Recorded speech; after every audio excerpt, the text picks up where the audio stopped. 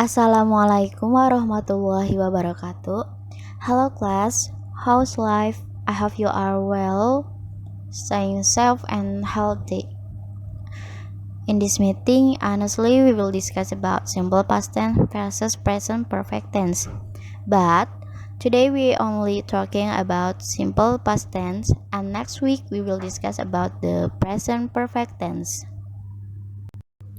The first is when we use the simple past. Kapan kita menggunakan simple past tense? Okay, we use the simple past when we are talking about an action that took place at specific point in the past and that is now finished. Jadi, kita menggunakan simple past untuk kejadian di masa lampau dan selesai kejadiannya di masa lalu atau masa lampau. Nah, coba kalian buka buku paket halaman 102, task 2. Nah, di sana ada sebuah gambar. Terdapat part past bagian masa lalu, now bagian sekarang, and then future bagian masa depan. Titik simple past hanya di sini, satu saja titiknya. Kalau kalian buat titik di tempat lain, nanti berubah lagi tensesnya.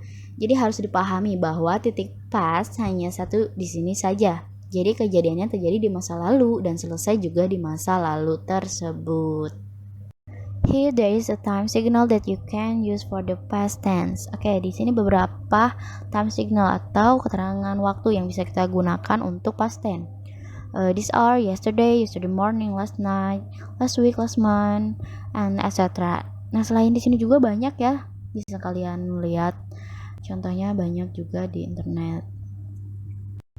Well, students, there are two patterns of the simple past tense. These are verbal sentence and nominal sentence. Let's discuss them one by one. Firstly, we will discuss about verbal sentence. What is verbal sentence? Kalimat verbal. Ya, kalimat verbal adalah kalimat yang menggunakan kata kerja verb. Kalian ingetin aja verbal, berarti verb. Nah, berarti kalau mendengar kata verbal berarti harus menggunakan kata kerja verb, oke? Di sini ada beberapa rumus. Ini rumusnya udah paten ya. Pertama kita akan bahas kalimat positif. Subject plus verb to plus object. Nah, kalau past tense ini kita harus menggunakan verb to.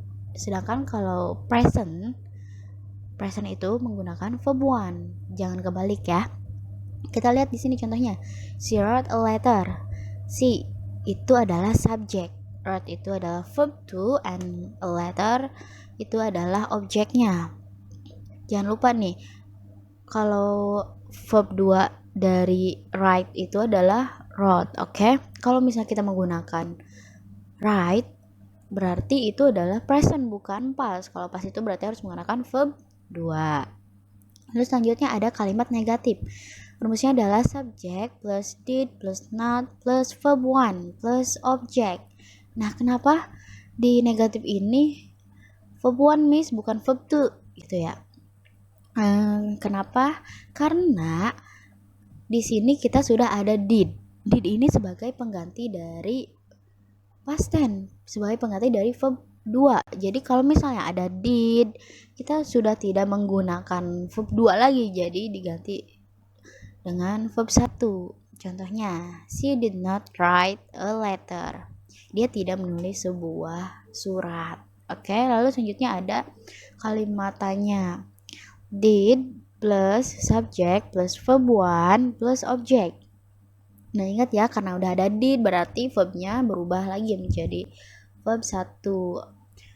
Contohnya, did she write a letter? Apakah dia menulis sebuah surat? Nah, jawabannya itu biasanya yes, she did or no, she did not. Kayak gitu. The next is nominal sentence.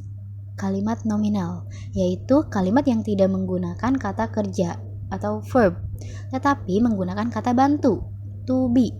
Nah, kalau yang tadi verbal itu menggunakan verb, kalau nominal tidak menggunakan verb, tapi menggunakan to be.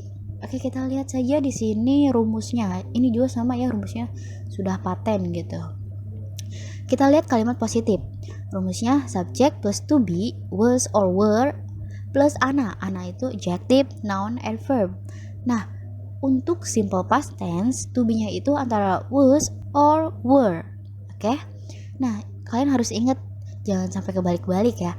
Di sini apabila subjeknya I, she, he, it atau nama orang, misalnya Rara, berarti to be-nya adalah was. Sedangkan apabila subjeknya you, we, they atau kata jamak, to be-nya adalah were. Oke, jangan kebalik. Sekarang kita lihat di contohnya. I was happy yesterday. I di sini sebagai subjek. Nah, to be-nya itu was karena subjek I, to be-nya adalah was. Lalu happy itu adalah adjective. Nah, dan ini ada time signal yang kita jelasin tadi di awal ya, yesterday. Oke, selanjutnya ada kalimat negatif. Kalimat negatif ini tinggal kita tambahin not. Oke, jadi rumusnya subjek plus to be plus not plus ana. Oke, coba kita lihat di contohnya. Berarti contohnya adalah I was not happy yesterday. Oke, jadi kita setelah to be kita tambahin not. Lalu ada kalimat tanya. Kalimat tanyanya to be plus subject plus ana. Oke, contoh kalimatnya, was I happy yesterday? Nah, ini kenapa yesterday-nya dibawa? Karena tadi di kalimat positifnya juga ada yesterday ya. Kalau misalnya nggak pakai yesterday juga, nggak pakai time signal juga, nggak apa-apa. Asal kita tahu kalau ini adalah past tense. Lalu biasanya dijawabnya yes I was or no I was not, kayak gitu. Jadi kesimpulannya simple past tense itu adalah kegiatan di masa lampau yang sudah selesai di masa lampau itu. Oke. Terus untuk perbedaan verbal and nominal sentence, kalau verbal itu menggunakan verb kata kerja, sedangkan nominal itu menggunakan to be. Nah, oke, di sini seperti biasa kita akan ada exercise. Exercise-nya ini nanti Miss kirim di link di Google Classroom ya. Miss harap kalian khususnya yang PJJ yang tidak mengikuti PTMT mengerjakan tugasnya ya, karena ini adalah sebagai kehadiran kalian di mata pelajaran bahasa Inggris. Apabila kalian tidak mengerjakan tugas, berarti kalian dianggap tidak hadir.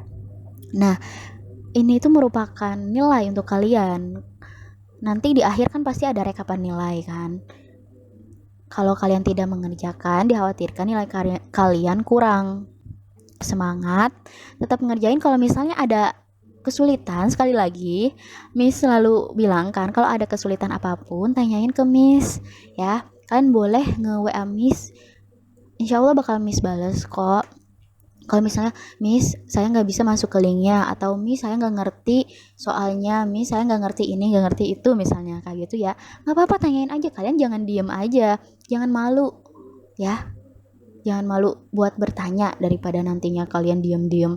Nanti pas di akhir nggak ada nilainya. Ya, sekali lagi kalau ada kesulitan apapun silahkan tanyakan kepada Miss. Nah, di sini juga ada nomor HP Miss, ada email Miss. Tapi kalian silahkan kalau ada pertanyaan WhatsApp saja ya ke Miss. Oke, semoga 10 IPS 1 ini tetap semangat belajarnya. Thank you for your kind attention. Wassalamualaikum warahmatullahi wabarakatuh.